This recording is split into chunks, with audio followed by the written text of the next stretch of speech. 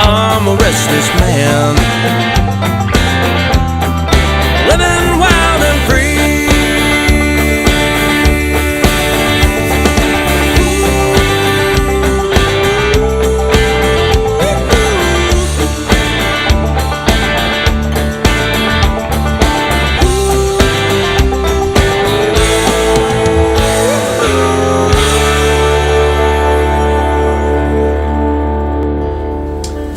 Hi, Robbie Agus here. So one of the simplest and most cost-effective things you can do as a DIY mechanic is a brake job. And that's what I'm going to try and show you here today. We're going to change the front driver's side disc brake on my Ford Ranger, 2010 Ford Ranger. Don't let this kind of a task intimidate you. It's really not that difficult once you see how it's done. You can do it by yourself without any troubles.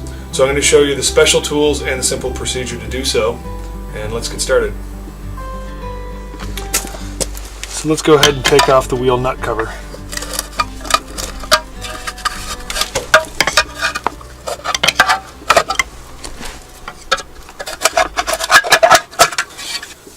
So at this point we want to take our long breaker arm with the appropriate size socket. We want to just break the tension off of each one of these nuts. We'll actually back them off and remove the wheel once we've got the truck jacked up off the ground.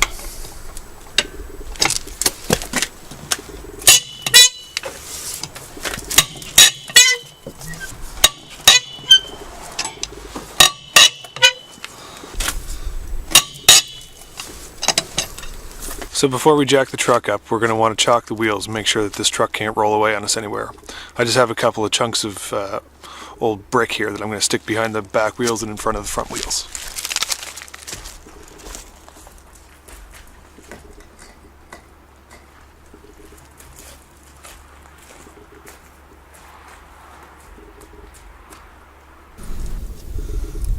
So now what I want to do is I want to find a good spot under the swing arm to put this jack and get this wheel off the ground.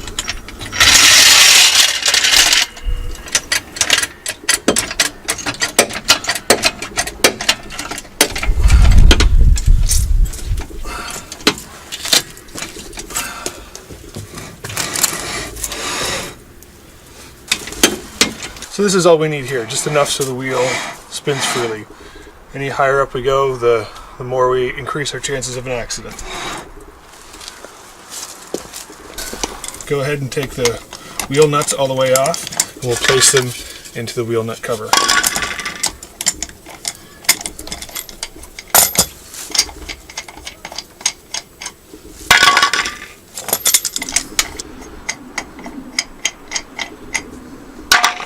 Place this off to the side for safekeeping, and then we'll go ahead and remove the wheel and tire.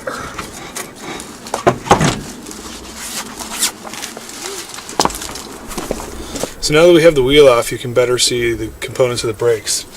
You've got your rotor here, which is essentially the disc, and you've got your caliper here, this chunk, which contains your brake pads. And this is the back of the brake pad on this side, and there'll be another one on the other side.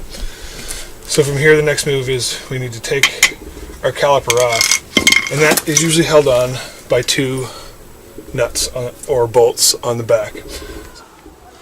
So with the appropriate size ratchet and socket, we're going to just go ahead and take those off.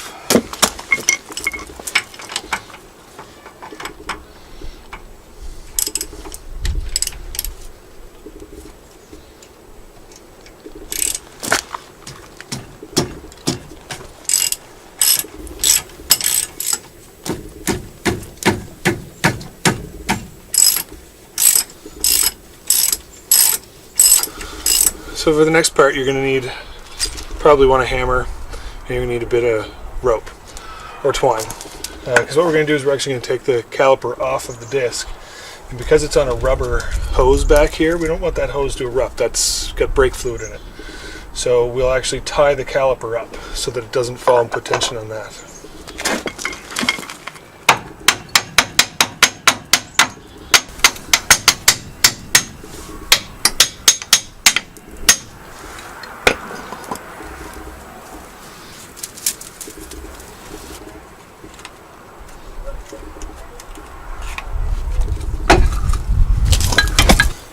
So now we want to have a look at the caliper here. You can see these brake shoes are already falling out just by taking it off. And you can see how badly ground, if we can get adjusted here, you can see how badly ground this one already is. This one's right down to the metal pins. So we'll go ahead and take out our old brake pads. So let's look at the actual rotor here now. There's two types of basic styles of rotors. In one configuration you'll have a wheel hub that these threaded studs are actually attached to the vehicle themselves, and you just slide on a new rotor. In this case, the rotor has the studs on it, and you have to actually open up the wheel bearings and place the whole new unit on. One's no better than the other. This configuration tends to be a little more expensive, but if you ever have a wheel bearing go bad, it's actually much cheaper this way. So we're going to go ahead and take this dust cap off to start.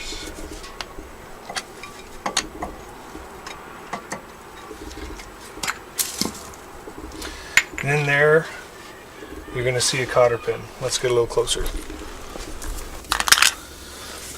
So you can see here we've got a cotter pin that goes through the middle and bends up on either side.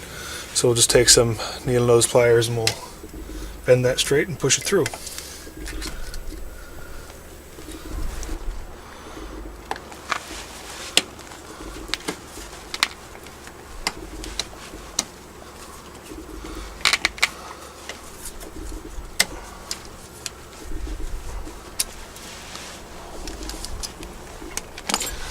Once that's off, there's just a little retaining clip here that'll come right off, and we'll put that off to the side.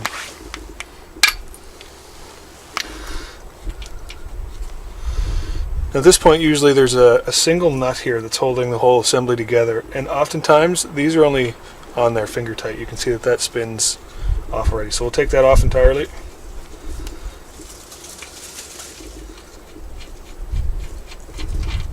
Put it aside.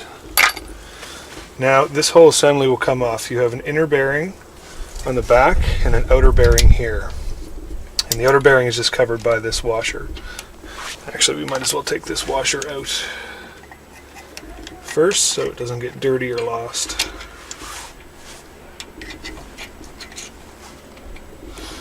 And it can be a little awkward at times. There we go. Put that aside. And now the whole assembly will pull right off.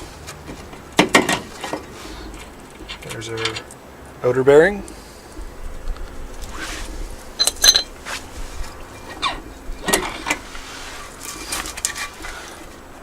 And you'll see that's the inner bearing there, and it's put in there with a axle seal, so we'll actually show you that before we install the new rotor. So here we've got our new rotor that we're going to install, but before it can be installed, what we need to do is we have to put in new bearings, namely what's called the inner bearing.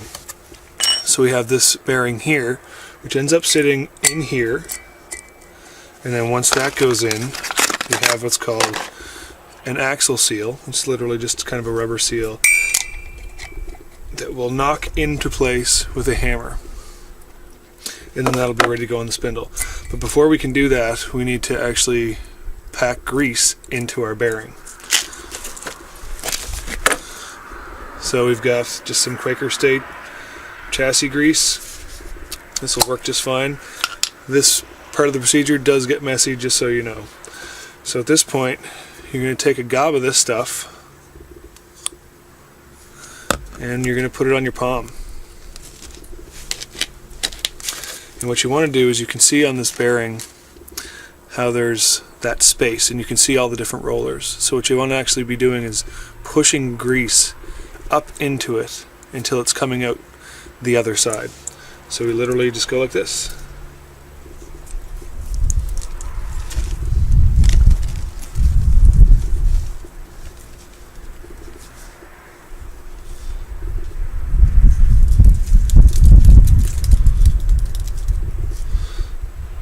You see now how the grease is starting to come up through the other side. So we'll just go around and do the whole thing until it's like that. So this does get very messy, but don't worry about it too much. You want lots of grease in there. You just don't want any dirt stuck to this at this point. So then that can just drop right in, and then we'll go get our hands cleaned up. So now we're going to take our axle seal, we're going to put this into place. So this has to be hammered in, so you want to get it centered up as best as you can. And just take some sort of a piece of wood as a bit of a buffer. And we're just going to tap it into place.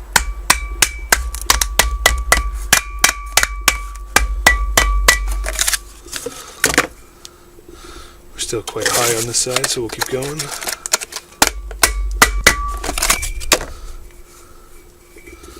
And there, that's in there all the way. And we'll go ahead and do the same thing with our outer bearing.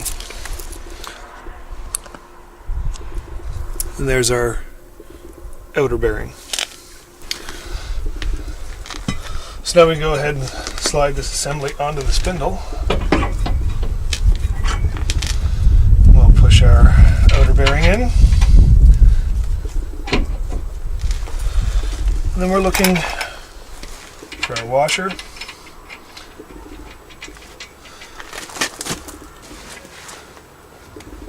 Our nut.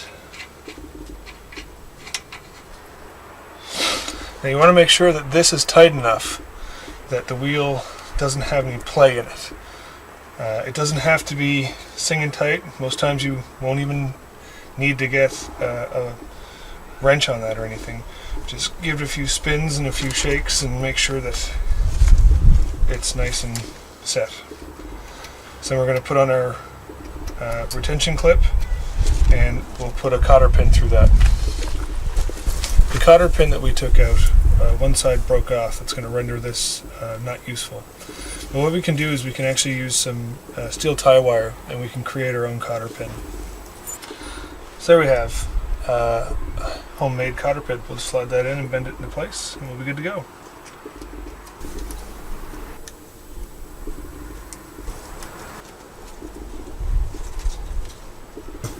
So now we want to get the new brake pads put into the caliper. In order to do that, certainly in our scenario anyway, we're going to need to take the caliper slightly apart. So on either side here you have what's called the sliders, and that's so that this part of the caliper actually moves back and forth, and that's what allows your brake pads to contract and expand. So right here there's a bolt on either side, so we're going to take those two off, and that's going to come off. And it's not uncommon for these sliders to get seized up, and we'll probably have to heat them up and get them freed up.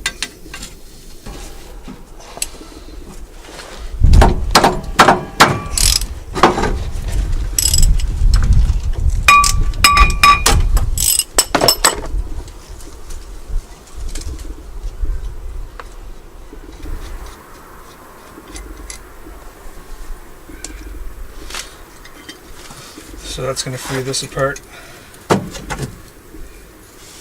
We've got this. So now we can see our sliders here clearly. That's this here. You can see how this slides back and forth. And this side here. This side, not surprisingly, is seized up. It's not sliding back and forth. So we're going to have to fix that up. Now we can take our caliper press and try and get these opened up. We want to get them both all the way in.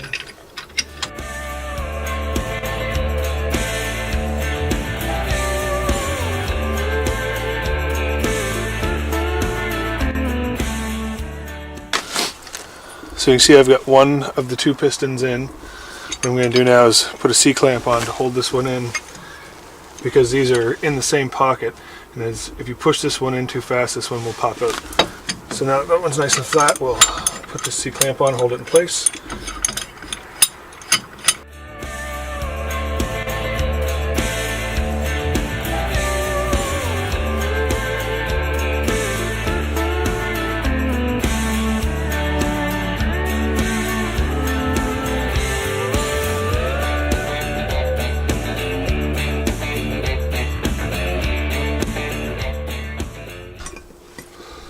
after some fighting and some banging, you can see that we still couldn't get this free.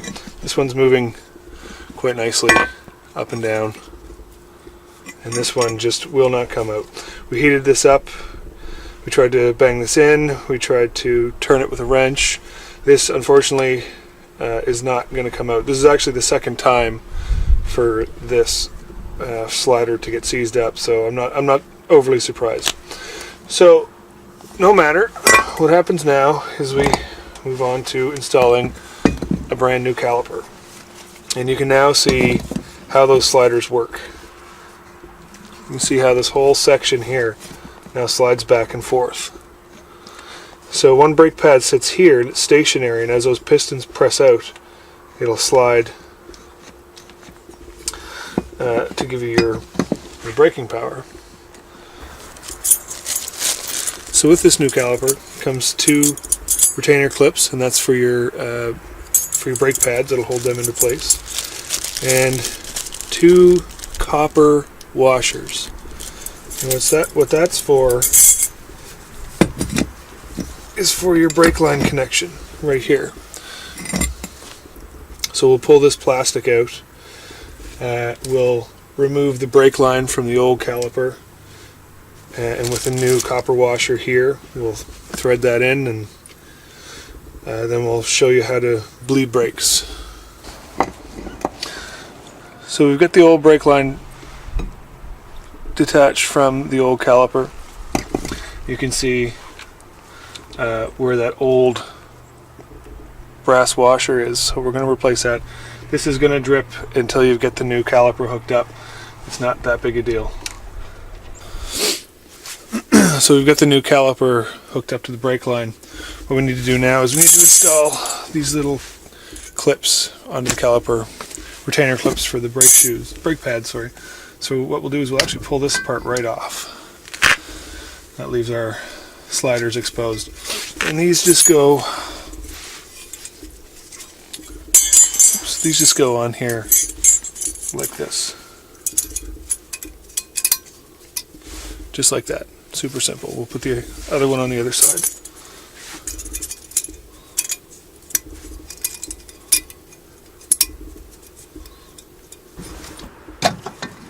There we go. A little crooked there. Push that out of the way so the seals clip back on to the other side here. And now we're ready to put our brake pads in. So it's real simple. One's going to go in this way, and the other one's going to go in this way, so that you have 2 brake pads that work in this fashion.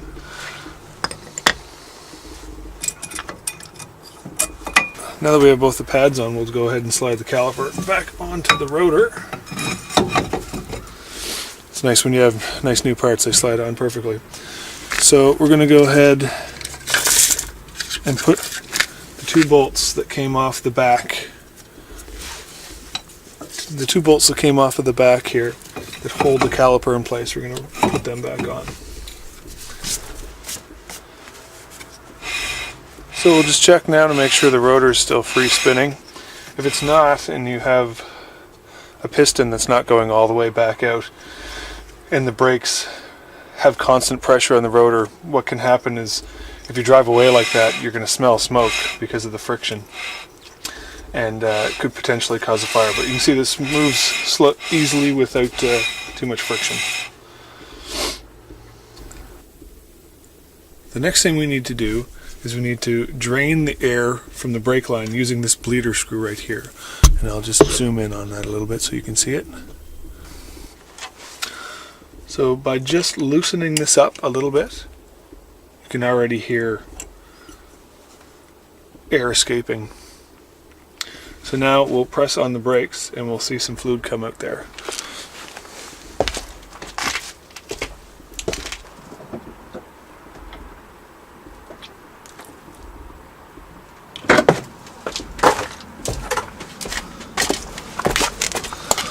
So then we'll tighten that back up. That ensures that all the air is out of our brake lines. If we have air in our brake lines, it doesn't allow us to have the same amount of braking power. It can be quite dangerous, so make sure that you bleed this off. So now comes the final part. We're going to put our dust cap back on. That just is held in by friction. And we're going to go ahead and put the wheel back on this.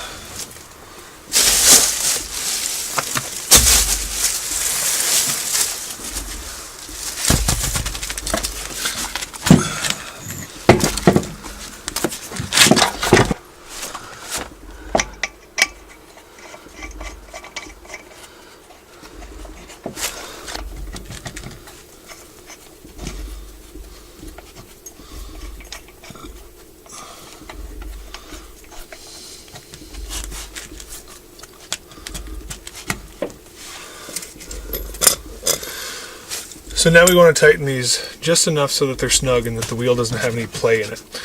And that's as far as we'll tighten it until we get it on the ground. Okay, they're all snug now. I'm going to take this truck off the jack.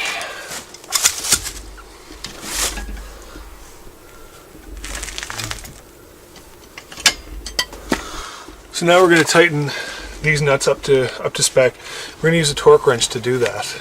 If you don't have a torque wrench, use your breaker bar, tighten these up, and in the morning or later that day, go visit a mechanic and they can do this for you, usually for no charge, maybe $5.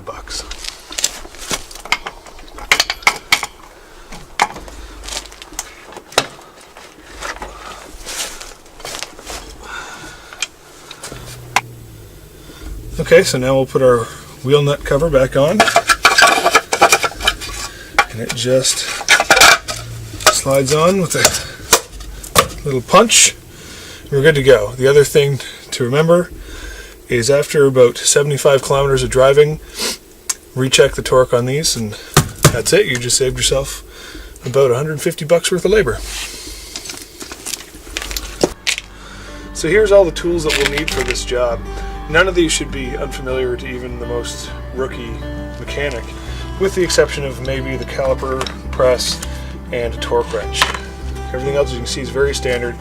C-clamps, ratchet, sockets, some pliers, a large screwdriver, which we'll want to be of the quality that we can pry and hammer on the end with, a large breaker bar, and a good jack as well.